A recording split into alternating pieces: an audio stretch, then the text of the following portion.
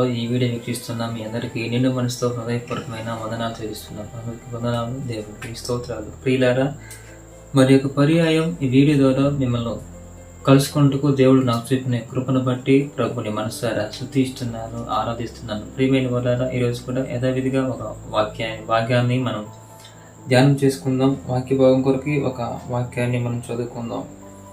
కీర్తన గ్రంథంలోని 42వ అధ్యాయము 11వ వచనాన్ని నేను చదువుతాను.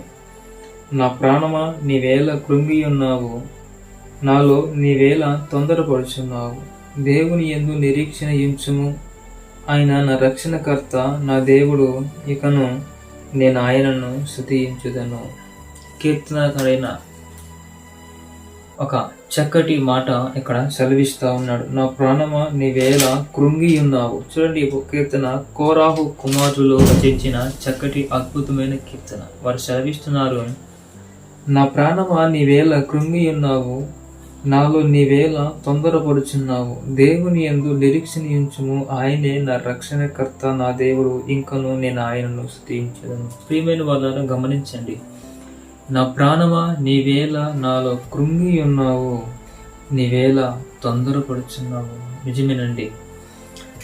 దైనందిన జీవితంలో, భక్తి మార్గములో మన ప్రాణము కొన్నిసార్లు సొమ్మసిల్లిపోతుంది, కొన్నిసార్లు అలసిపోతుంది, కొన్నిసార్లు ఇబ్బందులు గురవుతుంది. అయితే అలాంటి వేళ మన ప్రాణం మనలో తొందరపాటు పెడుతుంది, మన ప్రాణము తొందరపడుతుందండి. కారణం ఏంటంటే, కలిగిన శ్రమలను బట్టి, వచ్చిన నష్టాలను బట్టి, కలిగిన అవమానమును బట్టి, జరిగిన ఇబ్బందిని బట్టి, వచ్చిన ఇరుకును బట్టి మన ప్రాణము తొందరపడిపోతుంది, మన ప్రాణము కృంగిపోతుందండి, మన ప్రాణము అలసిపోతుంది. అందుకే కోరాహు కుమారులు కీర్తన అంటారు, నా ప్రాణమా, నీవేళ కృంగి ఉన్నావు, నాలో నీవేళ తొందరపడుచున్నావు. ప్రియమైన వాళ్ళని గమనించండి. మన భక్తి జీవితంలో శ్రమలు కలిగినప్పుడు యథార్థతను మనము కోల్పోయే స్థితి కొన్నిసార్లు వస్తుంది. అందుకే నా ప్రాణమా, నీవేళ కృంగి ఉన్నావు, నాలో నీవేళ తొందరపడుచున్నావు అని కీర్తనకారుడు అంటున్నాడు. అయితే భక్తి మార్గంలో నడుస్తూ శ్రమలు వచ్చినప్పుడు కూడా కొన్ని క్రియలు మన జీవితాల్లో జరుగుతూ ఉంటాయి. చూడండి, ఉదాహరణకి యోబు గ్రంథంలో శ్రమ కలిగినప్పుడు, అవమానం కలిగినప్పుడు, ఆస్తి అంతా కోల్పోయినప్పుడు యోబు భార్య వచ్చి అంటది, నువ్వు ఇంకా ఎందుకు దేవుని స్తుతిస్తున్నావు, నీవింకా ఎందుకు దేవుని నమ్ముకొని ఉన్నావు, ఇదిగో దేవుణ్ణి దూషించి నువ్వు చచ్చిపో అంటూ యోబు గారి యొక్క భార్య యోబు గారితో అన్నట్లుగా మనం చూస్తాము. గమనించండి. అంటే ఈ దైనందిన జీవితంలో, భక్తి మార్గంలో మనల్ని ఎన్నో శోధనలు అన్నంటినప్పుడు, ఎన్నో వేదనలు మనం వెంచుతున్నప్పుడు, కొన్ని శ్రమలు మనకు తగిలినప్పుడు మన ప్రాణం తొందరపడిపోతుంది, మన ప్రాణము మనలో కృంగిపోతూ ఉంటుంది. కాబట్టి ఈ కృంగుదలలో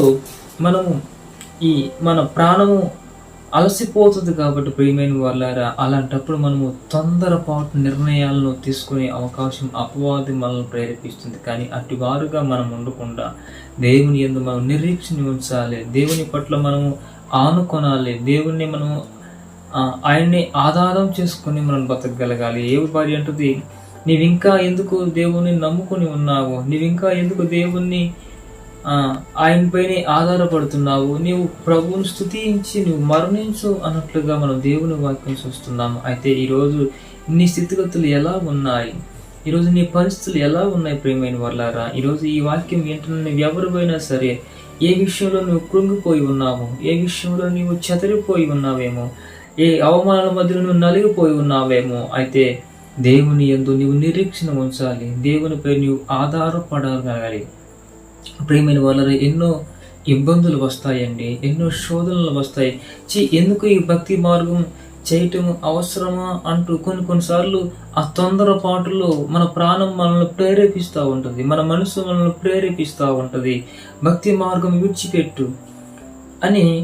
ఈ భక్తి నీకు అవసరమా, నీ భక్తి నీకు ఏం చేసింది అన్నట్లుగా కూడా అపవాది మనల్ని ప్రేరేపిస్తుంది. అయితే ఎట్టి స్థితిలోనైనా, ఏ పరిస్థితిలోనైనా యోబు వలె మనం కూడా దేవుని కొరకు కనిపెట్టుకొని ఉందుముగాక.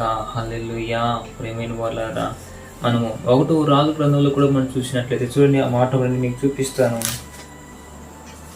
తాను ఒక దినము ప్రయాణము అరణ్యంలోనికి పోయి ఒక బదిరీ వృక్షం క్రింద కూర్చుండి మరణాపేక్ష గలవాడై, యెహోవా, నా పితరుల కంటే నేను ఎక్కువ వాడును కాను, ఇంత మట్టుకు చాలను, నా ప్రాణము తీసుకునమని ప్రార్థన చేశాను. అతడు బదిరీ వృక్షం క్రింద పరుండు నిద్రించుటగా ఒక దేవదూత వచ్చి అతడిని ముట్టి, నీవు లేచి భోజనం చేయమని చెప్పాను. అతడు చూచినంతలో అతని తల దగ్గర నిప్పుల మీద కాల్చబడిన అప్పమును నీళ్ళబడి కనబడిను కనుక అతడు భోజనం చేసి తిరిగి పరుండెను.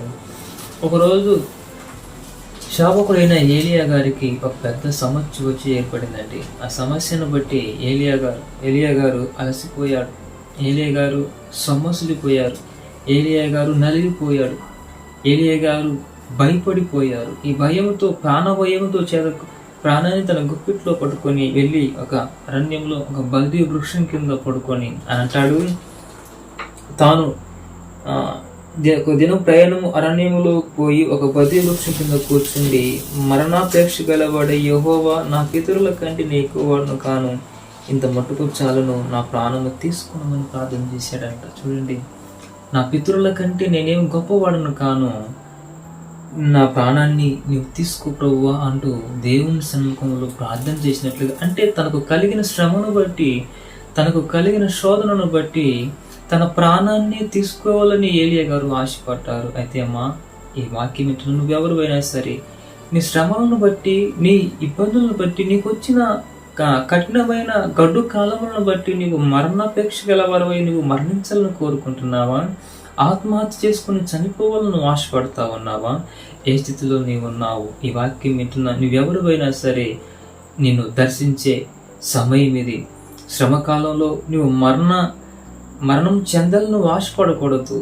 నీవు మరణాన్ని నువ్వు ఆత్మహత్య చేసుకొని నీవే చనిపోవాలని ఆశపడకూడదు. ఏలియా గారి వలె దేవుని కొరకై నువ్వు నిరీక్షించగలగాలి, దేవునిపై నువ్వు ఆనుకోనగలగాలి అని అంటాడు. చూడండి చక్కగా, నా పితరుల కంటే నేనేం గొప్పవాడును కాను, ఇంత మటుకు చాలు, నన్ను తీసుకొని ప్రభువా అంటూ ఏలియా గారు ప్రార్థన చేశారండి. నిజంగా మన సమయంలో కూడా ఎందరో మనం చూసినట్లయితే ఇరుగు పొరుగు వారిలో కూడా సమస్యలు రాగానే ఏదో ఒకటి చేసుకుని ఆత్మహత్య చేసుకుని చనిపోవడానికి వారు ప్రయాసపడుతున్నారు. కానీ దేవుని నిరీక్షణ ఉంచి, నా ప్రభువు నా కుటుంబాన్ని మారుస్తాడు, నా ప్రభువు నా కుటుంబాన్ని కడతాడు, నా ప్రభు నా కుటుంబాన్ని బాగు చేస్తాడు, మరలా చెడిపోయిన నా పిల్లల భవిష్యత్తు నా ప్రభు బాగు చేస్తాడు, పాడిపోయిన నా భర్తను మరలా ఆయన కడతాడు అని నిరీక్షణను కోల్పోతూ ఉన్నారండి. అయితే దేవుని వాక్యం సెలవిస్తూ ఉంది, నీవు దేవుని పైన ఆధారపడగలగాలి, నీవు దేవుని నమ్ముకొనగలగాలి, శ్రమకాలమందు ఓర్పుతో నువ్వు ఉండగలగాలి, శోధన కాలంలో నీవు సమాధానంగా ఉండగలగాలి. దేవునిపై నువ్వు ఆనుకొనగలిగితే ఆయన గొప్ప కార్యం చేయుటకు ఆయన సమర్థుడు. హల్లెలూయా. అందుకే కీర్తనగాడు అంటాడు, నా ప్రాణమా నీవేళ కృంగి ఉన్నావు, నాలో నీవేళ తొందరపడుచున్నావు. నిజమే, ప్రాణం కృంగిపోయిన వేళ మన ప్రాణం తొందరపడుతుందండి. తొందరపడిన సమయంలో ఎన్నో తొందరపాటు ఆలోచనలు తీసుకుని వస్తుంది. కాబట్టి తొందరపాటు ఆలోచనలు మన జీవితాన్ని పతనాన్ని చేస్తాయి. దేవునికి మనకు అది ఎంతో దూరపరుస్తాయి. కాబట్టి ప్రేమైన వాళ్ళారా, ఎన్నటికి అటువంటి కార్యాలు మనం చేయకుండా శ్రమకాలంలోను శోధన కాలంలో ఈ జీవిత పయనంలో దేవుని కొరకు ఆనుకొని ఆయన నిరీక్షణ ఉంచును కాక ప్రార్థన చేసుకుందాం. మహాపరిశుద్ధుడైన తండ్రి, ప్రేమ కలిగిన మా ప్రభువా, మీ ప్రశస్తమైన బట్టి అయ్యా ఈ చక్కటి సమయాన్ని స్తుతి స్తోత్రము చెల్లిస్తున్నాం. గడిచిన దినము కాచి కృపలో కాచి భద్రపరిచావు తండ్రి, నీకు స్తోత్రాలు. ఇంతవరకు చక్కటి మాటలు మీరు మాతో మాట్లాడారు. నా ప్రాణము నీవేళ కృంగి ఉన్నావు, నాలో తొందరపడుచున్నావు అని ప్రభువా భక్తుడు చెప్పిన రీతిగా అయ్యా ఈ శ్రమలను బట్టి శోధనలను బట్టి మా ప్రాణం మాలో తొందరపడుచున్నదేమో, మాలో కృంగిపోచున్నదేమో నాయన. అయ్యా యోబు వలె గారి భార్య వలె కాకుండా మేము నీ కొరకు నిరీక్షణ ఉంచాలి, నీపైన ఆధారపడాలి నాయన. అయ్యా ఏలియా వలె ప్రభువా కష్టకాలంలో ప్రాణాన్ని తీసుకోవాలని ఆయన ఆశపడక ప్రభా, అటువలే కాకుండా మీ ఎంతో నిరీక్షణ ఉంచి అయ్యా నీపైన ఆధారపడే వీటిగా మమ్మల్ని మాత్రం ప్రార్థిస్తున్నాం తండ్రి. ఈ వాక్యం విన్నారు అందరి కుటుంబాల్లో కార్యాలు మీరు జరిగించి అయ్యా గొప్ప ఘనమైన కార్యాలు మీరు జరిగించి వారి కుటుంబంలో శాంతి సమాధానంతో కప్పమని యేసు నామములో ప్రార్థిస్తున్నాం తండ్రి. ఆమేన్. ఆమేన్. అందరికీ వందనాలండి. Thank you.